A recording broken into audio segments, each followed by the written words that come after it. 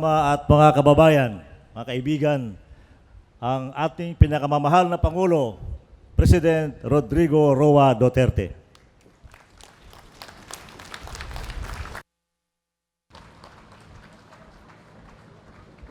Kindly sit down. Thank you. Secretary Delfin Lorenzana, General Anyo, Vice Admiral Joseph Mercado, Lieutenant General Ray Leonardo Guerrero, the officers and staff of the Philippine Navy, fellow workers in government, my beloved countrymen. I have a very short speech, which is always prepared. But before I read it, I'd just like to communicate with you what is in my heart. There is a strife going on in the Philippines, and I grieve the loss of my soldiers and policemen. It is not easy to read a briefer every day to find out that you're losing a plenty of your best soldiers and the hard-working policemen. As I have warned the country before, that Marawi was the bedrock of the manufacture of illegal chemical called shabu. And there was a time when we declared the state of lawlessness and everything was being watched and raided in central Mindanao. We lost at that time so many soldiers, but apparently most of the Filipinos took it nonchalant. Ang akala siguro ng marami, na I do not have to name them, think it was fun to kill Filipinos. But actually there was a growing menace. May I cut short my, to the commanding officer of the troops, kindly give the Tikas Pahinga order. Mga Kalipunan, dadala, kalis. Tikos! Go!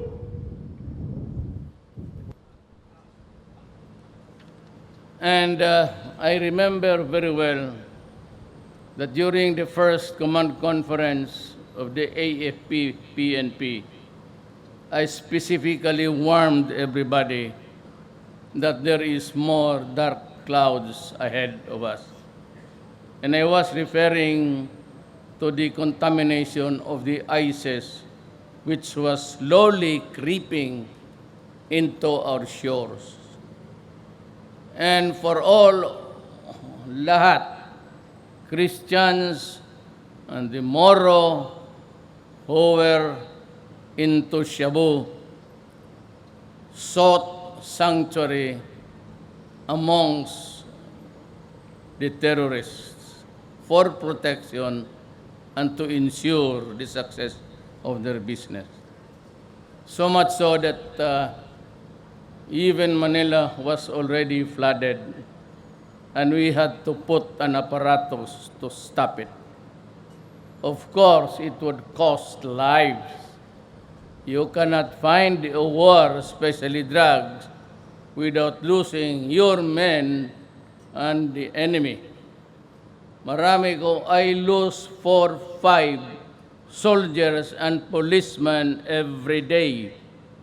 And in Marawi now, I am very sad to tell you that we have suffered tremendous losses because we are the invading force and they have been set up there for a long time waiting for the soldiers of the Republic to come. And this is my take. Hihinayaan kasi natin ang druga. So there was a time and until now that the terrorism activities in the Philippines is funded and fueled by drug money. Alam namin na wala masyadong tulong ang ISIS sa Middle East. nakukuha namin yung pinapadala nila by just examining papers. And one of those who were really this recipient of a huge amount was a member of the Philippine National Police, yung si Noblesa. She was not only in cahoots, but she was an active player in the terrorism business.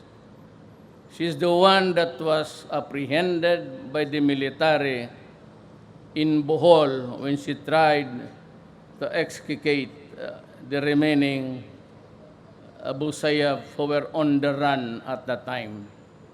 I'm happy to report to you that every one of them who went to Bohol, ostensibly to sow terror, have all been neutralized. So I hope that would give them a lesson not to go beyond the shores of Mindanao. And the only reason why I am worried about the Visayas is just it's a very short expanse of the sea.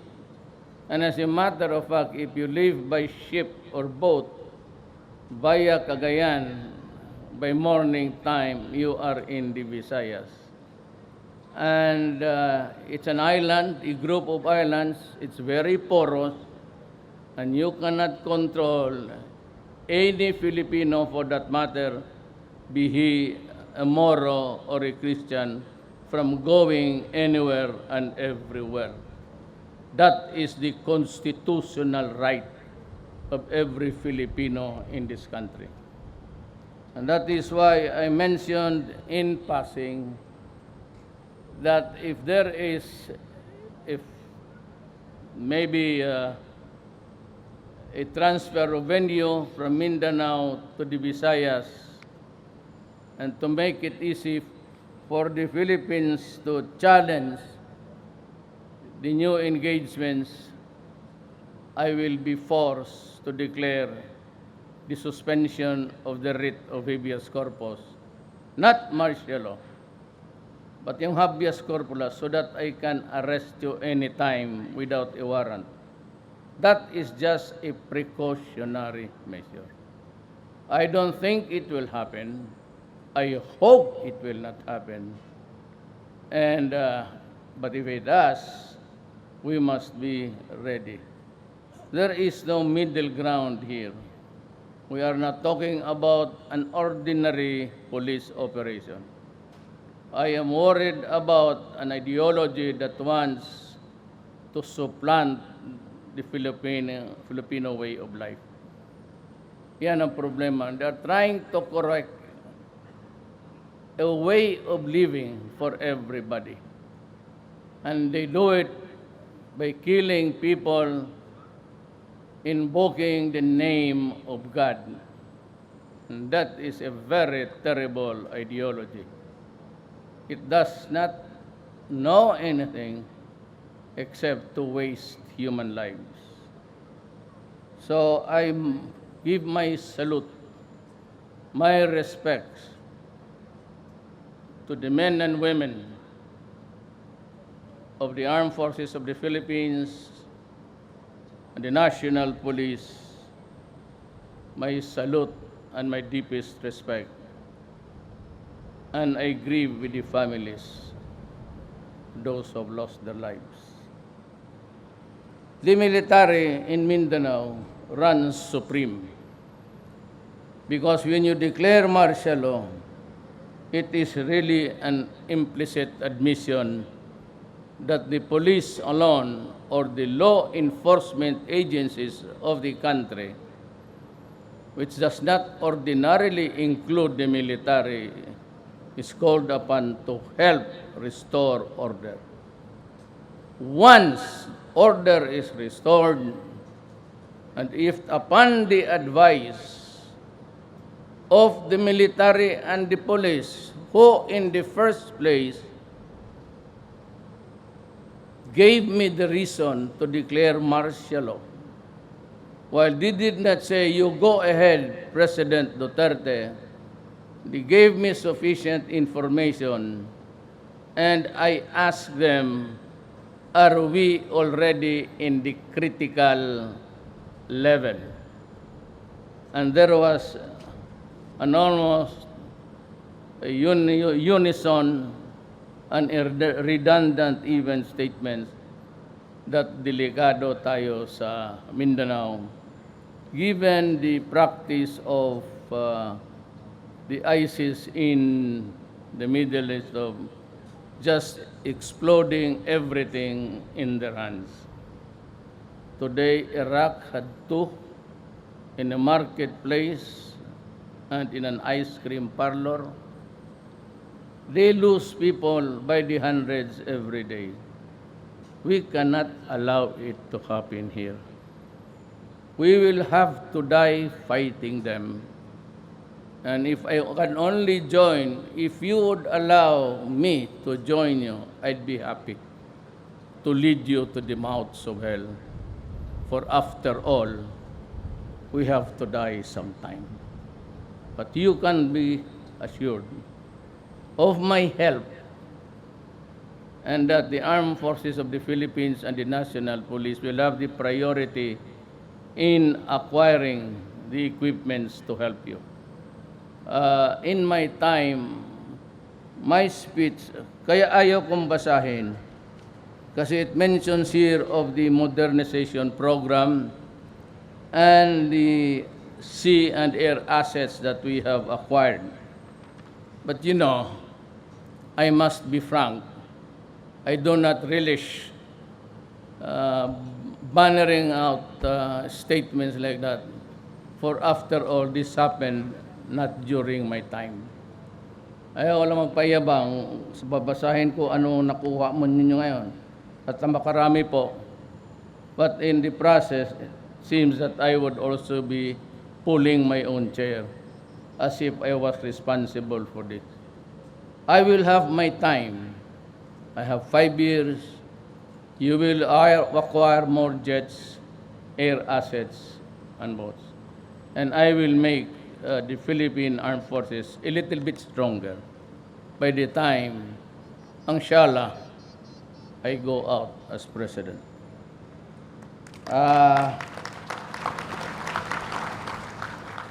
Yun lang po. I will not talk to anybody. I will not talk to the terrorists. We will maintain our present dialogue with the MI and MN and the traditional mainliner. And as for the NPA, Season ordered his soldiers to take an aggressive stand. Alam, may gusto lang akong sabihin sa inyo. Kaya mga komunista, and even the MI, MNM, this is a 50 years war already. And nakakaiyak kung isipin mo, 50 years, wala naman tayong ginawa kung hindi magpatayan. At ang karamihan nating casualty, taga-gobyerno, on the civilian side, almost about a third of our barangay captains have been liquidated. Alam mo, for all of their bravado, they never occupied even a barangay for 24 hours. And yet when they talk, it's all full of hubris. Akala mo sino? Sison said that he will order his soldiers to engage us. And here comes a statement that they also want to fight the terrorists. That bakit? Kung manalo ba ang ISIS dito sa Pilipinas, may papel pa kayo sa mundong ito. Huwag tayong magbulahan. You will be marginalized and outcast. Because your form of government is always anathema to the rest of the religious zealots in this world. Ang Islam is fundamentally feudal because the Quran orders it to be so. And whether you like it or not, however you reconfigure the countries there, and that was the mistake of the Americans. They thought that they could convince itong mga Middle East countries to follow the parliamentarian, the elections. It ain't so. It ain't so. It's purely feudal, and you just have to live with it because it is the Quran, which is the constitution of the Islam faith. Kayong mga komunista, you are just wasting your time. You cannot prevail over government of the Republic of the Philippines. Neither can you find a sanctuary under a communist rule. Huwag na tayong magbulahan. Yan ang mangyayari sa inyo. I tried to talk to you. As a matter of fact, conceding almost, nirelease ko halos lahat ang mga priso ninyo. But well, my only consolation was that most of my release are there, mga sakit na, 70 and beyond. May TB, diabetes, hypertension. And so I said, go there and fight again if you want. Pero yung able-bodied nila, nandiyan pa sa Muntinlupa. And if there is a breakdown in the peace and order here, because of the participation of the communists in this war against the ISIS, kung gusto ninyong tumulong sa kabila, magpuntahan na kayo lahat. But I am warning the leaders whom I have released and who are now talking to the representatives of my government, do not attempt to come home. I will arrest all of you and throw you to the slammer. Pagkukulungin ko kayo at lahat ng matanda, paaristuhin ko yun ulit. And if needed, they will just die there inside the prison. Alam ninyo na hindi na kayo makatakbo-takbo. So stop fucking government. Gusto ninyo So if I may just read my speech, may I congratulate the Philippine Navy for your remarkable contributions in strengthening the foundation of our nation, which is very correct. Your efforts to fulfill your mandate to uphold peace and sovereignty in our territorial waters have been remarkable in the past years, and today you have once again reaffirmed your important role as you support the counter-terrorism efforts against the Maote group in Marawi City. Your presence in Mindanao, along with the other members of the Armed Forces of the Philippines, have made our kababayans feel more secure at this most delicate and challenging time. I am confident that you will remain committed to your oath to safeguard our shores and shoals against all acts of terror and violence. Let me take this occasion as an opportunity to assure all of our support for the institution's initiatives and needs. Since I assumed office in July, various vessels have been added. Ayaw ko kasi hindi yan akin. Bayad yan at na-deliver yan sa hindi ko panahon. More acquisitions of vessels and equipment are also underway to better maritime law enforcement, counter-terrorism, and disaster relief operations. I hope that all of you will be more inspired and empowered by these projects. May this event bolster a newfound spirit of courage and patriotism in your hearts so that you will never falter in your mission. By protecting our shores, you are also helping secure our country's future together. Let us continue to serve our beloved homeland with honor, duty, and valor. Now, one last issue. Ito bang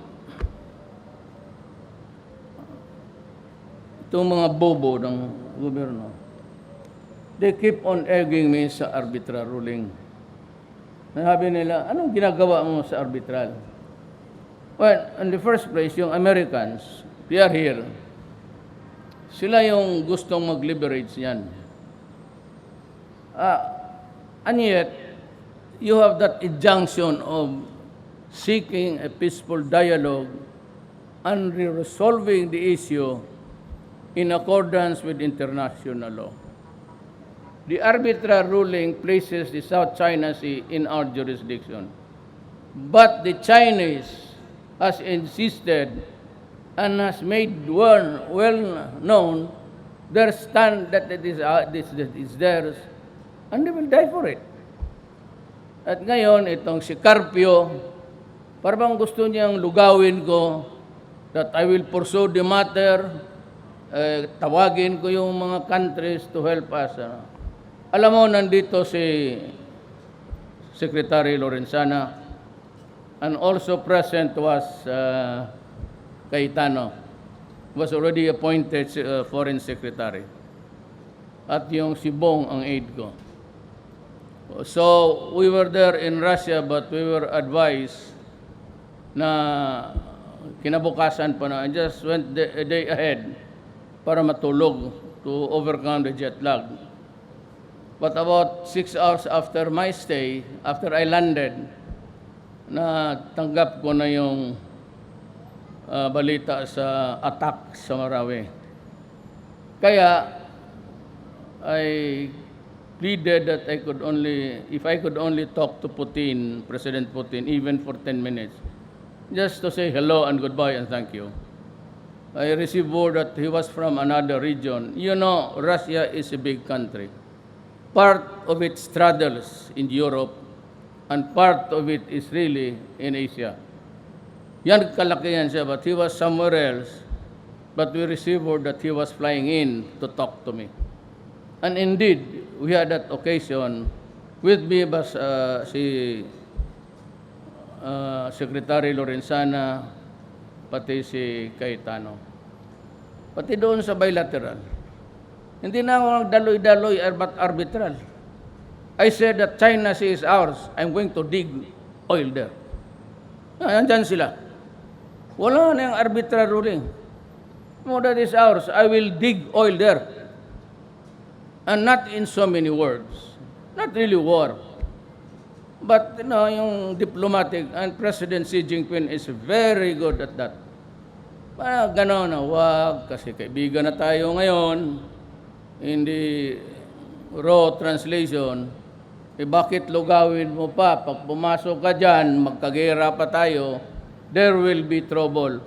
And if you are an idiotic naive, anong sabihin trouble? Di trouble di gera. Then, ang problema nito, when it was being constructed 7 years ago, the newspapers in the Philippines, Time Magazine, Newsweek, were awash with pictures that there was something brewing there, that there were constructions being made. Nandiyan yung 7th fleet, nandiyan yung ating Navy. Bakit hindi sinabi ni Carpio pati ni Noy, sige, puntahan ninyo, pigilan ninyo. Then they allow the construction to bloom. Now it is it's almost a gunnery thing there. May missile na. Gusto nila ako magpunta, kalkalin ko yung I went more than the other. Sabi ko, wag na yung arbitrary atan. Sabi ko, sa Jinping, kaming kanila, I will dig oil there. Sabi niya, no, do not do that. No, sabi ko, it's ours. Wala nang padaloy-daloy yung arbitral. Diretso. Kung magawa nila yan, believe na ako. Kaya si Carpio, daldal, na wala namang ginagawa noon. So gusto niya, punta ako doon sa UN for the enforcement. Ganito yan usapang lalaki ang away. Sabihin ko sa kanya, umalis ka dyan, akin yan. Sabihin niya, usapang lalaki, na mo, bakit ako alis dito? Amin to. Sabi, umalis ka. Sabi, ayoko. O, anong gusto mo? Ganun yan eh. Ang sabi, dialogue, peaceful resolution, when will it end? Hanggang kailan ako may kipag-usap? Hanggang yung saman, lulubog na. I was not joking when I was lecturing to. I am a man of sarcasm. Have you not noticed that? Na nagsabi rape. Sinabi ko ma-rape kayo, ang sundalo. Ako ang magsagot sa inyo. Because as Commander-in-Chief, I hold responsible for everything and anything that is done as a consequence of martial law. I and I alone will be criminally responsible. Kaya yung salita ko, i-connecta ninyo. Pag itong mga barinig ng rape, kagaya ni Chelsea, she slapped me for the rape joke. I was not joking. I was being sarcastic. You listen to the speech. I do not laugh at my own jokes. Then sabihin ko sa kanya, when your father, the President of the United States, was screwing Levinsky and the girls there in the White House, how did you feel? Did you slam your father?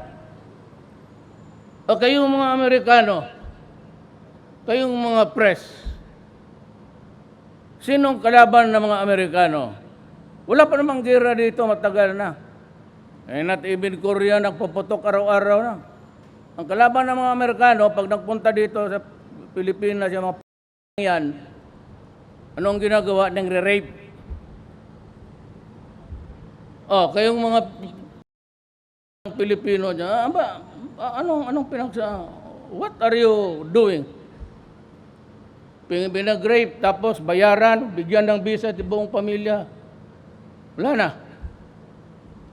It is a crime actually committed by soldiers, mostly Americans, in Okinawa, in Japan. But we never heard of a Filipino. I'm just warning them that anything they do, I have to answer for it. But I take full responsibility for your kagaguhan. Sarcastic ako magsalita. Binabaliktad ko yung, sabi nga ni Lacson rhetoric. Laking bugoy ako eh. Adre, pag nag-rape ko ng rape dyan, ako masasabit. Ganon ako magsalita. I was not joking. I was being sarcastic. Kaya, kayong mga Amerikano, si Chelsea, be careful because you live in a glass house. Ulitin ko nga, I repeat, when President Clinton was Levinsky, what was your statement or your reaction? Mahirap yung tao na tao. Para bang binubugbog dito ako sa criticism. Insultuhin ko rin kayo. Amerikano, ganon. Ilang Pilipina. Yung bakla, pinatay nila. Kung pwede mo naman sana isipain lang, tulak mo sa labas ng kwarto. You didn't have to kill the transgender. Kaya dandahan kayo kasi and I have a story to tell you guys when we have the command conference. Hindi ako atat na atat dito pagka-president. If you feel that I cannot be of service to the Filipinos and you want another one better, you can find one. Feel free to tell me. Maraming salamat po and congratulations to your anniversary. I know that we continue to lose men. We will just have to bite the bullet and fight for our country because this is the only country that we have. Mabuhay ang Marines at mabuhay ang mga sailors ng Philippine Navy. Mabuhay kayong lahat. Salamat po.